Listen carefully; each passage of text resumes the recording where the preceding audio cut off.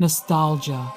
Nostalgia is a poetic, soul-stirring reflection on the land of one's birth, Jamaica, and the timeless bond between memory, nature, and identity. Through the narrator's eyes, looking back across decades of distance, the island emerges as both a paradise and a paradox. Breathtaking in its natural beauty, yet scarred by history, poverty, and longing. The story paints a lush portrait of a land untouched by time streams, weaving through green valleys, mountains rising like sentinels, and mornings that awaken the soul with sunlight and song. Every element of the island breathes life, from the symphony of birds and insects to the fragrance of fruits and flowers that perfumes the air. Yet beneath this splendor lies the residue of human struggle, the remnants of slavery's cruelty, the moral conflicts of survival, and the desperate choices born of economic hardship. Amid laughter, labor, and the rhythm of reggae, the island's people live in harmony and tension, their dreams stifled by limited opportunities, their spirits lifted by faith and community. The narrator recalls moments of joy, humor, and human frailty. Neighbors feuding over stolen livestock, marketplaces alive with noise and color, and sailors flooding the ports in search of fleeting pleasures. Every scene captures the island's pulse, raw, sensual, and alive. Now living far away, the narrator gazes back through the lens of memory, both grateful and haunted. Jamaica remains a beautiful lover, a place that shaped their soul, instilled resilience, and taught the meaning of love, faith, and endurance. Nostalgia becomes not just remembrance but redemption, a bridge between past and present, homeland and exile, earth and spirit. Rooted in scripture and suffused with reverence, nostalgia celebrates the divine artistry of creation and the indomitable will of a people who, despite their struggles, continue to find beauty, hope, and purpose in the land of their birth.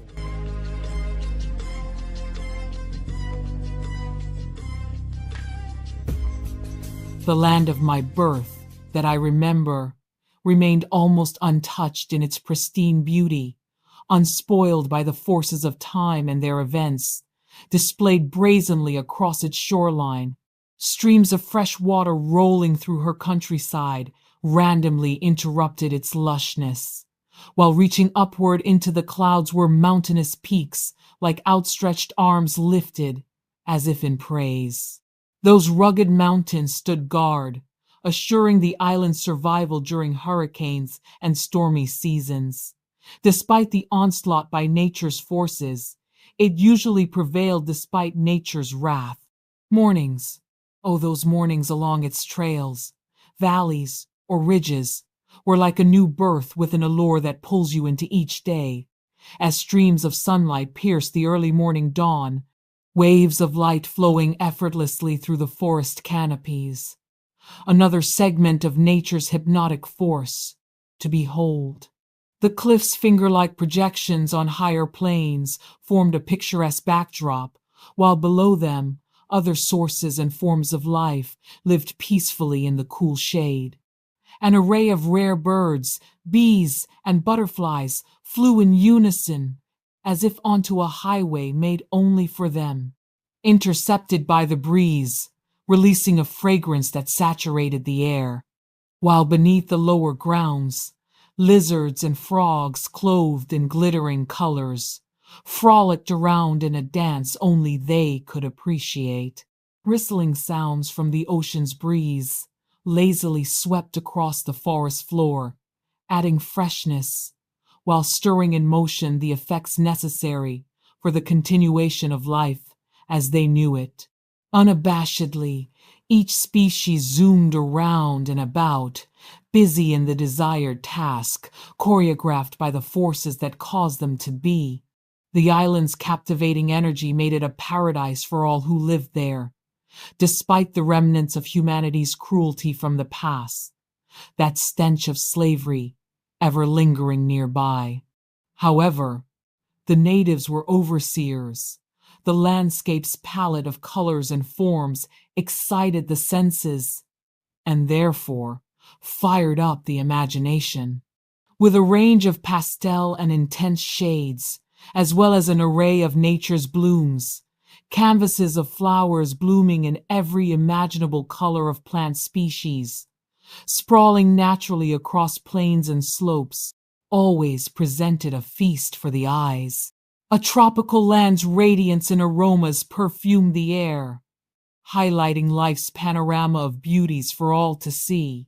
Fields with grazing cows, goats roaming hillsides, while donkeys loaded up with fresh produce and vegetables, all destined for village squares or the communal marketplace. Each is a fragment of nature's base, ever churning within the rhythm of life, in what it offers, in its raw innocence and yet flawed presence.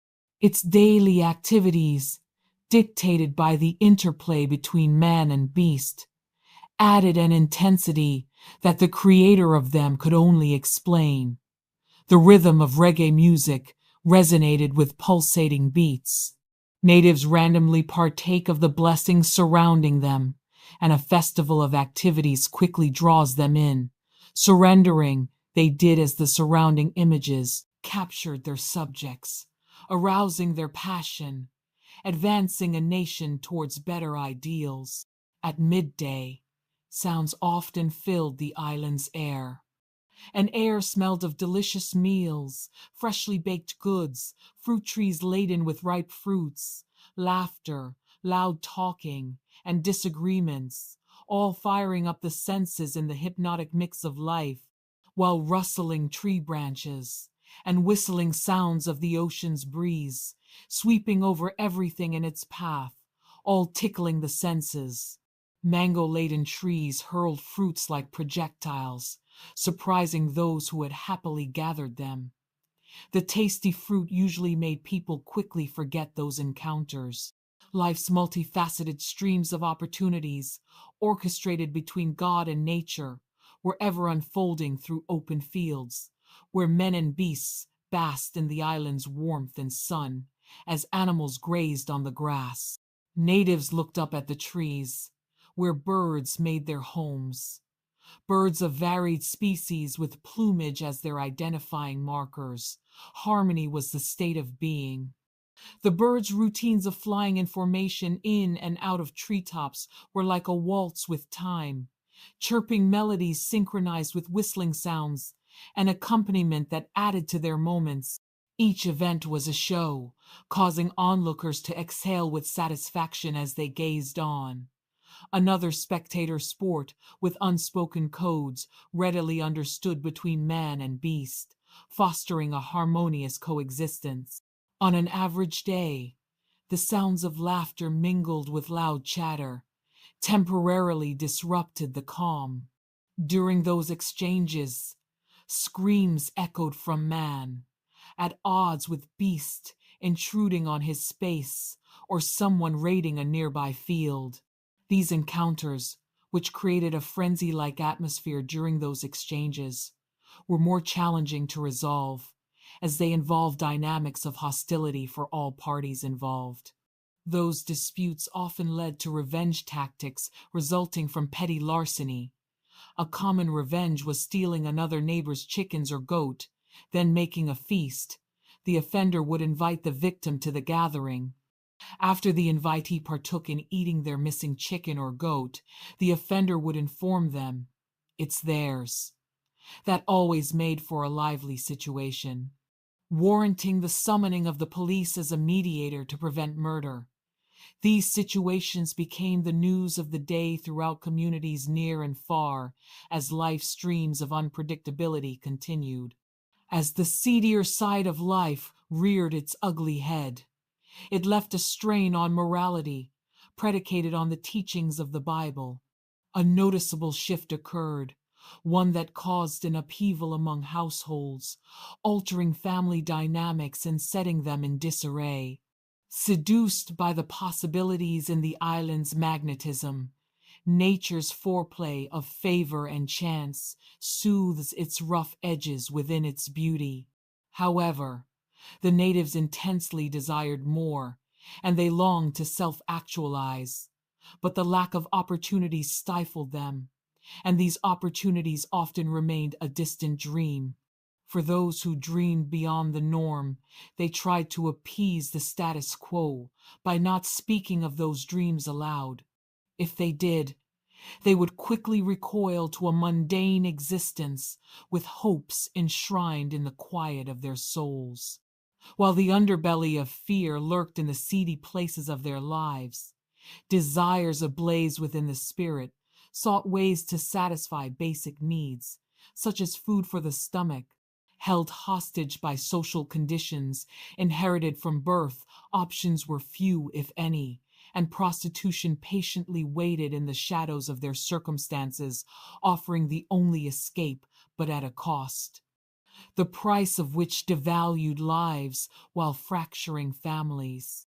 Vividly recalling, sailors from ships docked in the ports overran the island at intervals. Parts of the island open like brothels for those who were celibate by condition rather than choice, coming off extended stays out at sea. Military personnel coming into its ports took off scouring streets and alleyways for a pound of flesh to the satisfaction of their lust, a longing stored up in their loins from being out at sea months on end. This social malady blanketed the air like noxious gas, and it was everywhere. No place, except the house of worship, was off limits on the ship's arrival. Sex became a commodity of choice, an uneven exchange, men paying with money, but the women paying with their lives. There were whispers about those who died of contracted diseases. Despite the known risk, individuals stayed active, viewing this as the only viable source of income, and they worked diligently during their season. While some loathed it, they readily shared the spoils, which provided food and shelter. In the ever-churning events of the island, there was always something cascading into another. The pulse of the island beats in so many ways. Its enigma goes through one's veins with a rhythm complemented only by soulful reggae music, which hypnotizes, and the rhythms play on in the hearts of its people as they explore and discover hidden treasures nestled within its shores and sometimes beyond. Among its natural resources were underground springs where water gushed out of rocks as if poured supernaturally. The folklore claimed that the waters possessed healing properties, and people traveled near and far to bathe in them, attesting to that as truth. Across the island was an abundance of fruit. Fruit trees grew abundantly, from a varied species of mangoes, star apples, variations of plums, custard apples, rose apples, sour saps, jackfruits, and others. Birds and animals competed for the spoils commonly propelled from their branches by the ocean breeze. During late springs, butterflies flocked like magnets to rare, fragrant trees, such as the lignum vitae, observing the mystery of nature at midday, with butterflies of every imaginable description flying in and around trees in a motion of intoxication, meandering aimlessly. From trees to blooming flowers, awestruck by the beautiful sight, those moments lessened the imperfections experienced. However, desires beyond beauty and its natural resources kept you yearning for more. Stifled by a lack of opportunities, a plight that could last from cradle to grave, the indicator of life's possibilities was bleak or almost non-existent. But in hopes of hopes, the heart's desires kept unspoken dreams alive, that somewhere and somehow the future would show favor, if not mercy, by looking beyond those borders. Now, thousands of miles away, and now like a stranger to its shores, I have a kaleidoscope look at the land called home, reminiscing about childhood memories.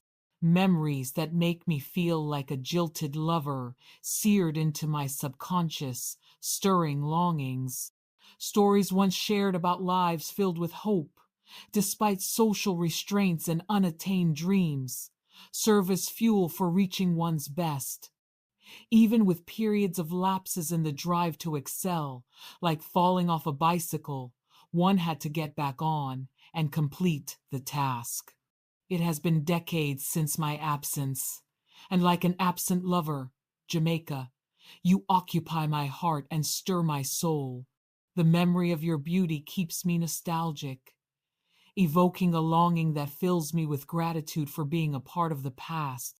Beautiful, you'll forever be to me, and I am grateful to be part of your history, as you will always be my beautiful island, the place of my birth.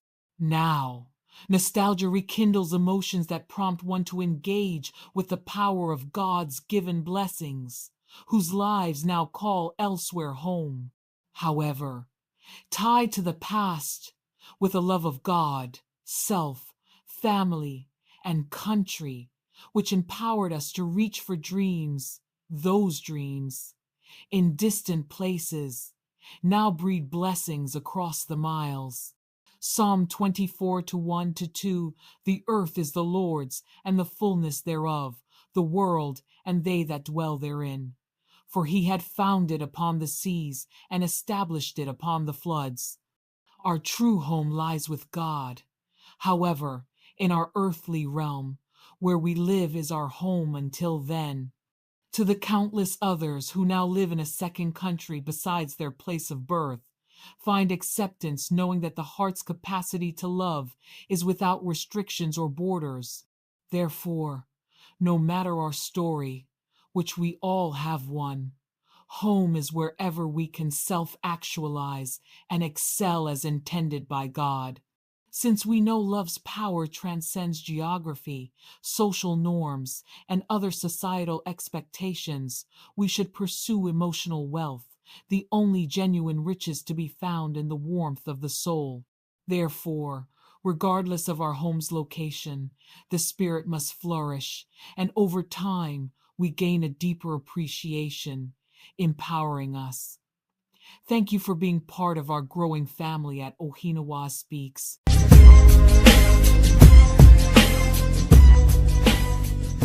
Thank you for watching. Please subscribe if you haven't for more stories like these. Do not forget to hit the like button and also share. Kindly leave a comment to share your ideas.